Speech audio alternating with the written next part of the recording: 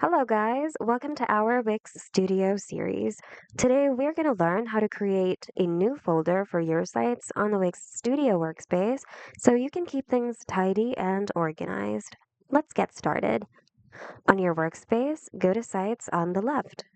This is where you'll see all of the websites you've created under this workspace. Click on Create New Folder here and input the name of your folder.